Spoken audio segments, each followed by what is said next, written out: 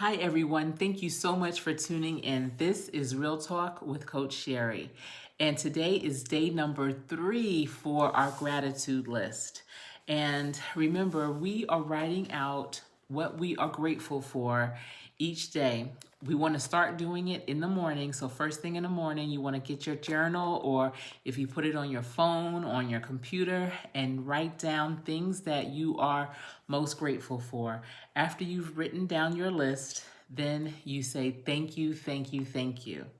At the end of each day, you're going to think about and reflect on your entire day and pick one thing, one major thing that you are most grateful for that day.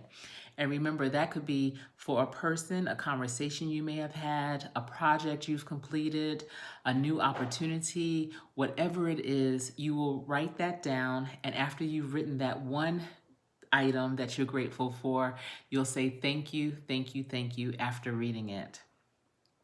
We are definitely moving forward.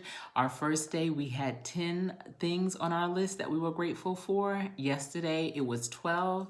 And today, we're stretching it even further and hopefully hitting our mark at 14. If you're unable to get more than 10, that is not a problem. I don't want to make this a pressure for you. Definitely just write down whatever it is, even if it falls short of 10. Just be sure to capture what it is each and every day that you are grateful for.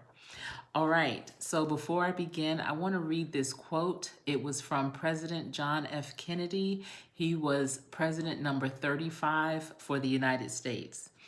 And he said, as we express our gratitude, we must never forget that the highest appreciation is not to utter words, but to live by them.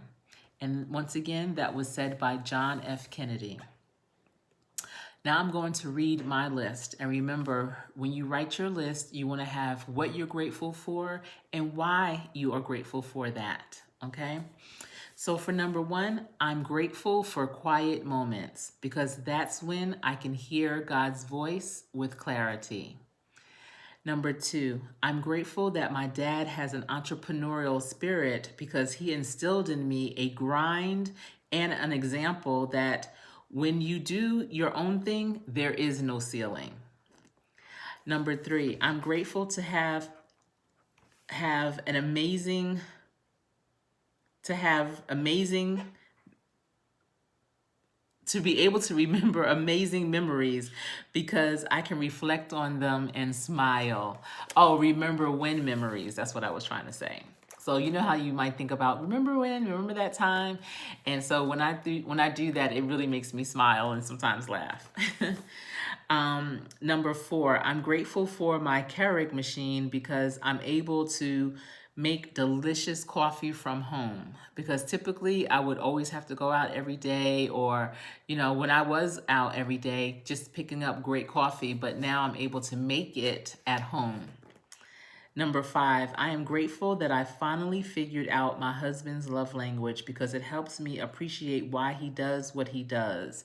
Do you know your love language? Do you know your partner's love language? There are 5 love languages, and they are words of affirmation, acts of service, quality time, receiving gifts, and physical touch. Once you understand your love language and the language of your partner, you both will be speaking the same language and understand what each other's meanings are behind your actions. It's really, really powerful. Number 7, I'm grateful for my cousin Donna because she sacrificed during my mother's last days of life. She stopped her world as a wife, a mother of 3, and a career woman to be with me 24/7 in the hospital. What she did for me back then is priceless. I mean, I don't even have the words to really even express how I feel and felt when she did that for me. Number 8, I'm grateful for my real estate experience because as my center legacy's curiosity in real estate grows, I'm able to help her navigate through. And when I say my center legacy, that's because I have 3 children and they are all 20 months apart. My middle child is not the middle, she's the center. She's exactly 20 months younger and older to the day of her older brother and her younger sister. So I call her my center child. And legacies, that's what I refer to my children as. They're not kids, they're not just children, they are so much more. They are my legacies. Number 9, I'm grateful that I woke up this morning in my sound mind, because there are people that woke up not recognizing where they are or who they are with. Number 10, I'm grateful to have eaten a delicious dinner last night, because not everything I make turns out good. You guys, I am not a chef by any means. In my mind, I am. I would love to be, and I admire those who can cook very well. Number 11, I'm grateful to have space in my home to work, because I have to work from home now, and many people don't have the accommodations to work from home comfortably. I'm so happy that I'm able to spread out and, not be crammed up and have my own space that I can leave set up at my house. Number 12, I'm grateful that we raised our kids to be humble and thankful, because people enjoy being around them. Since my children were born, I always wanted to make sure that as we raised them to be humble, to be thankful, to be children that people did not mind being around, just in case anything ever happened to me and their dad. I never wanted someone to say, I don't want them, those kids are bad, or hate to see them coming. So I'm so happy that even as young adults, they are still very humble and thankful. Let's see. I have my book here. Trying to turn the page. Number 13, I'm grateful for my future daughter and son-in-laws, because I pray for them daily, whoever or wherever they are. And I pray they are having positive life experiences. You guys, I've been praying for my children's spouses since they were each about 2 or 3 years old, because by then I figured their spouses were born and were living somewhere in the world.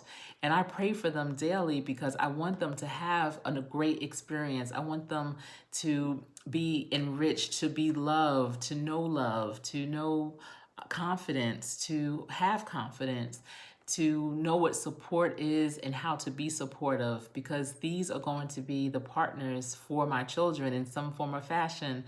And if they aren't having a great experience, they may bring that into the relationship. So I've been praying for them since they have been 2 or 3 years old. And I don't know who they are. I don't know where they are. I don't know what they look like. But I'm praying that they will have a good core, good values, beliefs, and experiences. Amen. 14, I'm grateful to have 2 older brothers, because I couldn't imagine my life growing up without siblings. And even though my brothers were 8 and 9 years older than me, I really enjoyed having them in my life. We only lived together, not my entire adolescent years, but they've always lived somewhere near, and they've always been brothers that I could rely on to help protect me, to shelter me, to help me financially. I could always go to them for money, for a ride, for anything, to be able to talk to about anything. And so I really, really appreciate that. I don't know who else I would have had like that in my life if I didn't have my brothers. So those are my 14. I just read them, and I want to say thank you, thank you, thank you. Thank you for all of the things that I am grateful for. And thank you also for tuning in. If you've received a nugget from this video, please leave a comment down below and let me know also, what are you grateful for? What are you most grateful for today? I hope that you continue on this journey with me. Like I said, we just completed day 3. And if you think someone else may need to hear this, please be sure to share this video. If you are already not part of this team, I would love to invite you to join. And so hit the subscribe button and the bell to be notified. If you are part of my team, thank you so much. I truly appreciate you. And until we speak again, everyone, please remember to remain safe, because this has been Real Talk with Coach Sherri.